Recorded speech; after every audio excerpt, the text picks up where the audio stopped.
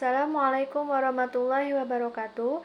Saya Sini Dera Pipa dari jurusan Ilmu Al-Quran dan Tafsir 6B. Di sini saya akan mempresentasikan artikel untuk memenuhi tugas UTS Kajian Kitab Tafsir Indonesia yang berjudul Studi Kitab Tafsir Al-Huda, Tafsir Al-Quran Bahasa Jawi, dan Pemikiran Metode Tafsir Bakri Syahid dengan kerangka analisis metodologis menurut Islah Gusnian. Riwayat hidup. Nama asli Bakri Syahid adalah Bakri, sedangkan tambahan nama Syahid diambil dari nama ayahnya, Muhammad Syahid. Bakri Syahid merupakan sosok pribadi yang memiliki banyak profesi. Bakri Syahid lahir di Kampung Sulonatan, Kecamatan Ngampilan, Kota Madia, Yogyakarta, pada hari Senin Wage tanggal 16 Desember 1918 Masehi. Ia merupakan anak dari ketujuh bersaudara. Keenam saudara kandungnya itu berturut-turut bernama Siti Aminah, Lukman Syahid, Zapriyah, Siti Wafiyah, Ismiati, dan Dukhairi. Keluarga Bakri Syahid dikenal sebagai keluarga yang agamis. Orang tuanya termasuk tokoh agama dan aktif dalam kegiatan-kegiatan kemuhammadiyahan. Dengan begitu, pengajaran terhadap nilai-nilai agama dan norma-norma dalam bermasyarakat tak luput dari perhatian orang tua Bakri Syahid terhadap anak-anaknya. Pengajaran seperti ini diharapkan agar anak-anaknya memiliki keimanan dan keislaman yang kokoh, serta memiliki kearifan dalam kehidupan bermasyarakat, dalam hidup bermasyarakat. Kiprah orang tua Bakri Syahid di dalam Muhammadiyah diteruskan oleh Bakri Syahid dengan menjadi anggota Majelis Tabligh. Bakri Syahid sendiri pada waktu masih kecil dikenal sebagai anak yang rajin, cerdas, dan memiliki sikap mandiri. Ia juga dikenal sebagai seorang pekerja keras yang memiliki semangat tinggi. Sambil sekolah, ia tak segan-segan membantu kedua orang tuanya dalam rangka meringankan beban ekonomi keluarga dengan berjualan pisang goreng. Setelah dewasa, Bakri Syahid kemudian dijodohkan dengan Siti Isnainiyah. Dari pernikahannya dengan Siti Isnainiyah, ia dikaruniai seorang anak laki-laki yang bernama Bagus Arafah. Namun pada usia 9 bulan Bagus Arafah meninggal dunia karena sakit. Untuk mengenangnya, nama anaknya tersebut diabadikan sebagai nama perusahaan terbatas bernama PT Bagus Arafah.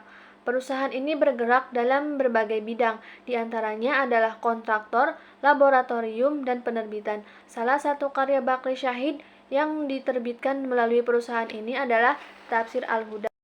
Peninggal Bagus Arafah, Bakri Syahid tidak dikaruniai putra lagi dengan istrinya. Atas saran dari ayahnya, Bakri Syahid diminta untuk menikah lagi agar mendapat keturunan. Pada tahun 1983, Bakri Syahid menikah dengan Sunati, yaitu mantan anak asuhnya di Madrasah Muallimat yang berasal dari Wonosari, Gunung Kidul.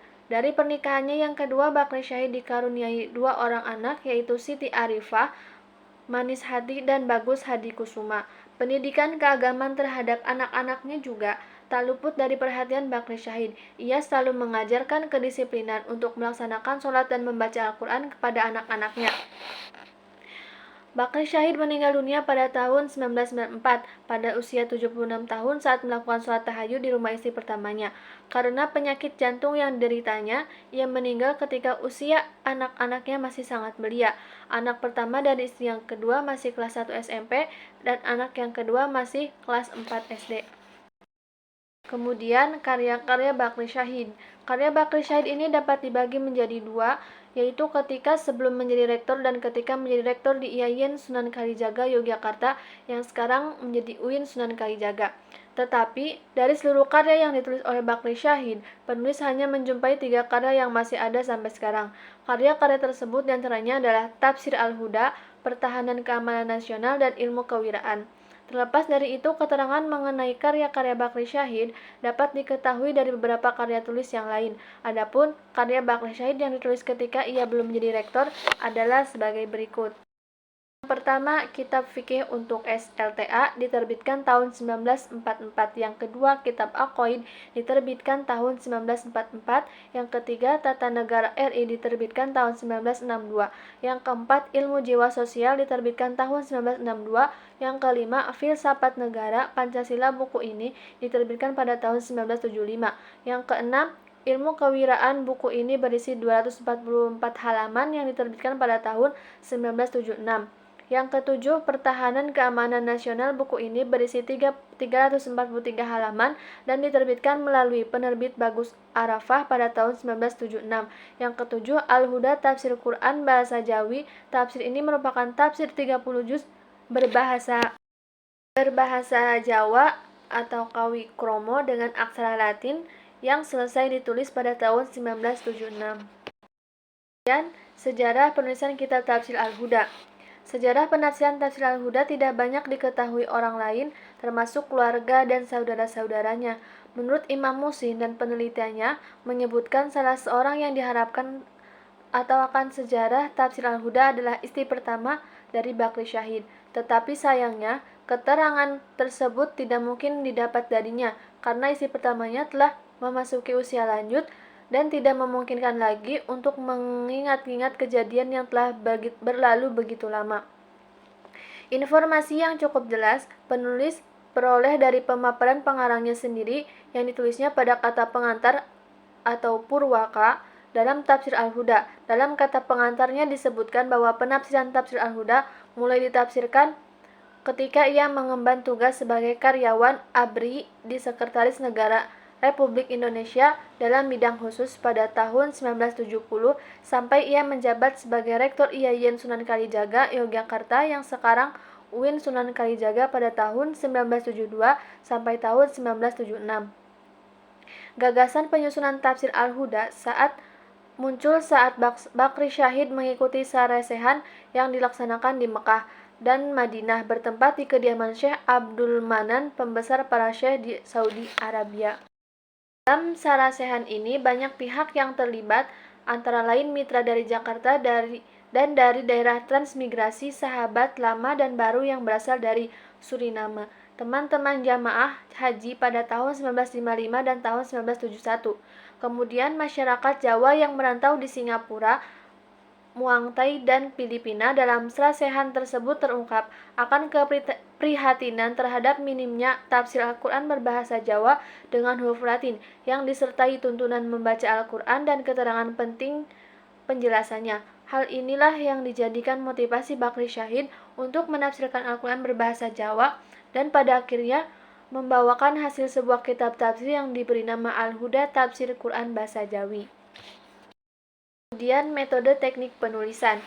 Dalam hasanah kajian Al-Quran di Indonesia, Tafsir Al-Huda dapat dimasukkan ke dalam kelompok tafsir berbahasa daerah sebagai kelanjutan dari upaya-upaya penafsiran Al-Quran yang telah dirintis sejak masa Abdul Rauf Al-Singkili dari Aceh pertengahan abad 17 Masehi. Upaya rintisan ini kemudian diikuti generasi berikutnya, antara lain Kiai Ahmad Nawawi dari Banten dengan karya Tafsir Al-Munir tahun 1882-an. Kiai Muhammad Saleh Darat dari Semarang dengan karyanya Tafsir Bahasa Jawi dalam huruf Arab tahun 1862-an dan Kiai Bagus Arafah dari Solo dengan karyanya Tafsir Jalalain Bahasa Jawi alus dalam huruf Arab tahun 1931 Masehi. Kehadiran Tafsir Al-Huda telah memberi warna tersendiri dalam hasanah kajian Al-Quran berbahasa daerah atau Jawa. Hal ini bukan hanya semata-mata karena bahasa Jawa yang digunakan, melainkan juga format penyusunan yang berbeda dari karya-karya tafsir sejenis yang lain. Perbedaan yang barangkali sekaligus menjadi keistimewaan yang sangat menonjol dan dapat dilihat secara langsung adalah disertakannya transliterasi teks Al-Quran dalam huruf Latin, walaupun perbedaan dan keistimewaan itu lebih bersifat teknis.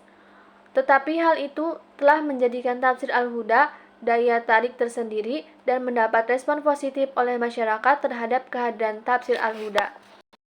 Kemudian metode hermeneutik Tafsir Al-Huda. Secara harfiah, hermeneutika artinya tafsir. Secara etimologis, istilah hermeneutika berasal dari bahasa Yunani hermeneun, yang berarti menafsirkan. Istilah ini merujuk kepada seorang tokoh mitologi Yunani yang dikenal dengan nama Hermes atau Merkurius. Di kalangan pendukung hermeneutika ada yang menghubungkan sosok Hermes dengan Nabi Idris.